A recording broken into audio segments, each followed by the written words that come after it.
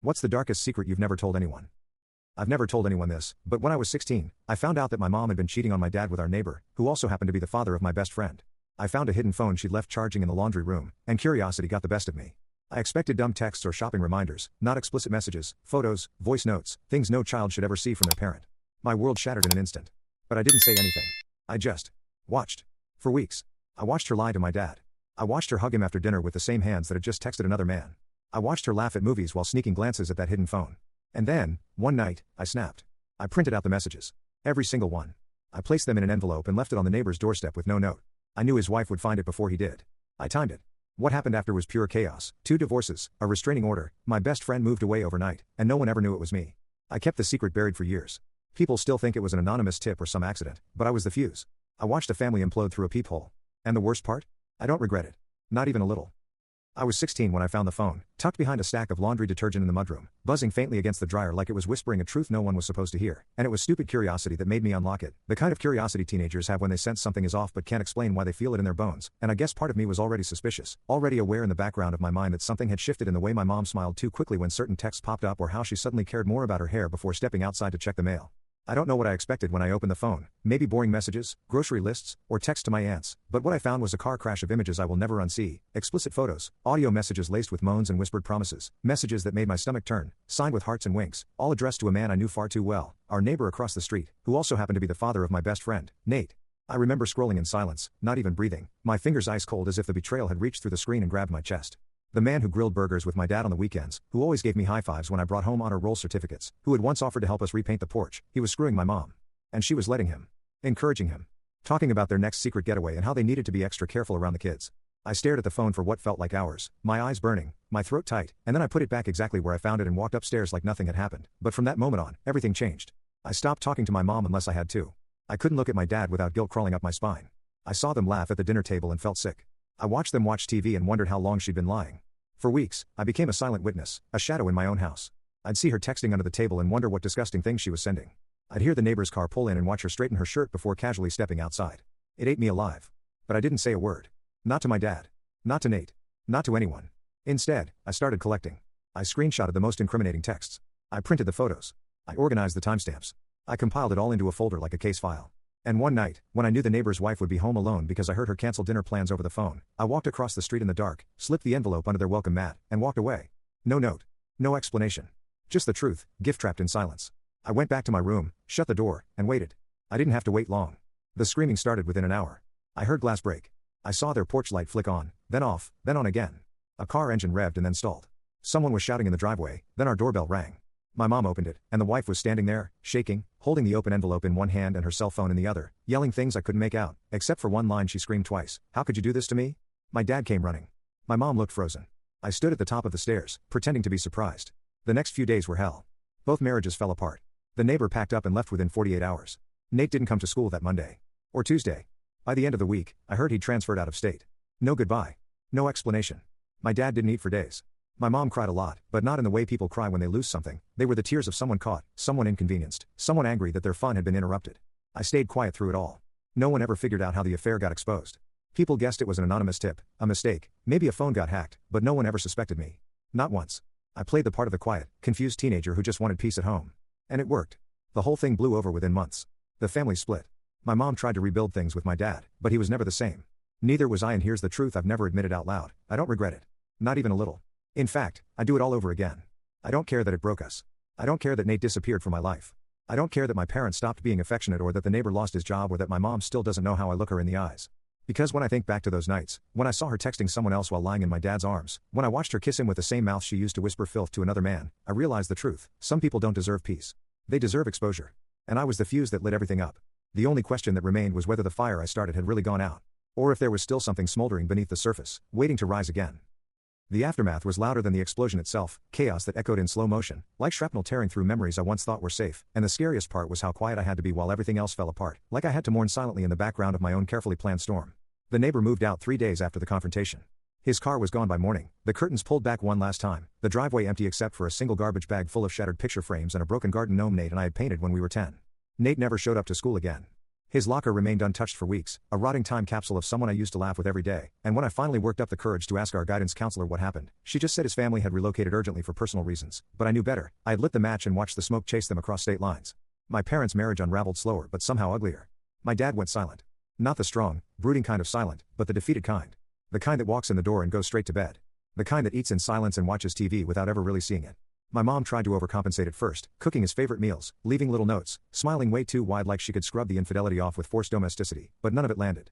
He stopped touching her. Stopped laughing. Stopped asking where she was going or when she'd be back. And she hated it. Not because she loved him, but because she wasn't being adored anymore. The tension built like humidity before a hurricane, and I lived in it. Every slam of a cabinet, every distant muffled sob through the bathroom door, every fake smile she gave me at breakfast, it all pressed down on me like the weight of a secret too dark to bury in daylight. I kept replaying it in my head, the moment I dropped that envelope and walked away. The exact timing. The flawless calculation. It worked so perfectly. Too perfectly.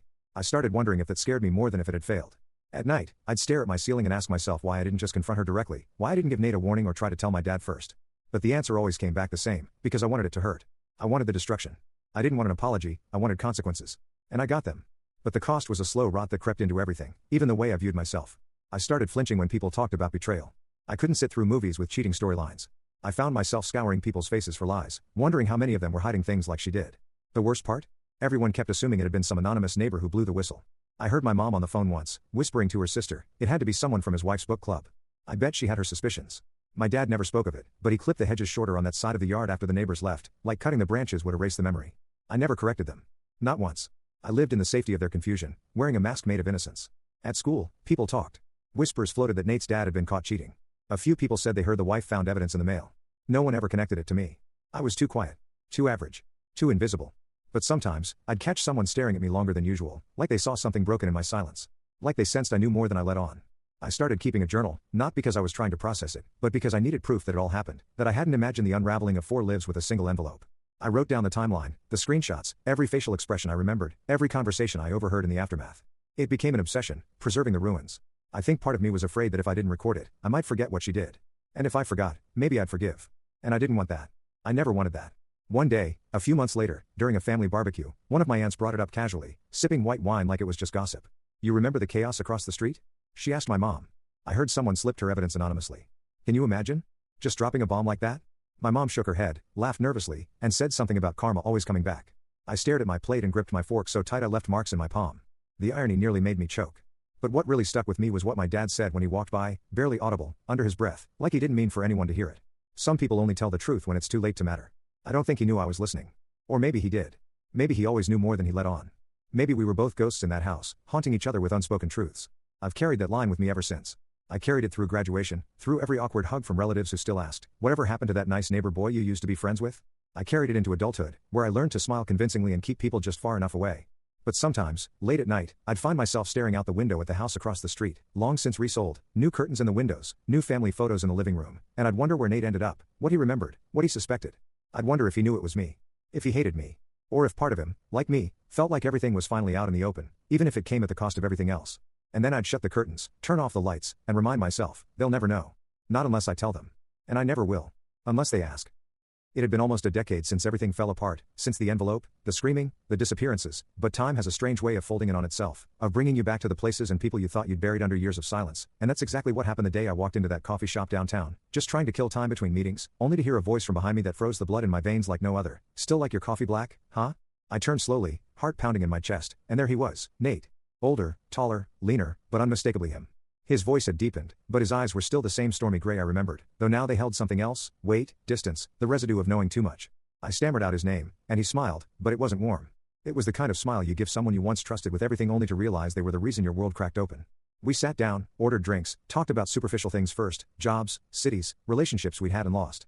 He told me he was living 3 states away now, back in town for a work trip. He asked if I'd stayed in the neighborhood, and I admitted I had. He chuckled lightly. Still watching from the same porch? I blinked. What do you mean? I asked, trying to sound casual. He sipped his coffee. I used to think about it, you know. That night. How it all went to hell so fast.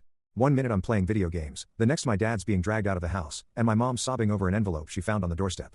Never did find out who left it. I kept my face still, my hands wrapped tightly around my cup. Yeah, I muttered. It was crazy. He nodded, staring at me over the rim of his cup. You know what's funny, though? He continued. My mom always thought it was someone from her book club. Said the envelope looked like something printed at home. But I always thought. It seemed familiar. The font, the formatting. It reminded me of something. Of someone. My throat dried instantly. He leaned back in his chair, the silence between us thick with all the things we weren't saying. It's weird how much people remember, he added. Even the little things. Like how you used to be the only one in our class who printed everything in Arial 11 instead of Times New Roman. Said it saved ink. Or how your dad had that exact same beige printer with the faded strip on the corner of every page. He looked me dead in the eye. Small details. My heart thudded against my ribs, but I held my composure. I'd practiced this moment in my head 100 times, convinced it would never happen. You think it was me, I said finally, more statement than question. He shrugged. I don't know what I think. I just know everything changed that night. And I never got to say goodbye. Never got to ask why someone would do that. Or if they thought they were helping. I exhaled slowly. If I had told you back then, I said, voice low, what your dad and my mom were doing, would you have believed me? He looked down at his hands. Probably not. Then, after a pause, but maybe I would have preferred hearing it from you than finding it in an envelope on the porch. I didn't respond. I didn't know how. You know what the worst part was? He asked, softer now. It wasn't just losing my dad. Or moving overnight. Or watching my mom unravel. It was losing you. My best friend. And not knowing if you hated me, pitied me, or just didn't care enough to say something. I felt something sharp twist inside my chest. I did care, I whispered. I just didn't know how to do it right. He gave a sad smile. Well, you did it your way. And I guess it worked. We sat in silence for a while, the noise of the cafe fading into background static. Finally, he stood up. I should go, he said. Flight's in a few hours. I nodded. Nate. He turned. Yeah? Do you hate me? He didn't answer right away. No, he said. But I think you knew what that envelope would do. And that's a heavy thing to carry, even if you were right. He reached into his pocket, pulled out a crumpled receipt, scribbled something on the back, and handed it to me. If you ever want to talk again, really talk, call me. And then he left. Just like that. I sat there for a long time, staring at the receipt in my hand, feeling more seen than I had in years and more haunted than I'd ever admit. I'd thought the secret was buried. That I'd won. That I'd burned the truth and walked away. But secrets don't burn. They smolder. They linger in the air. They find their way back when you least expect it. And sometimes, the only person who really knows the truth is the one who's known all along.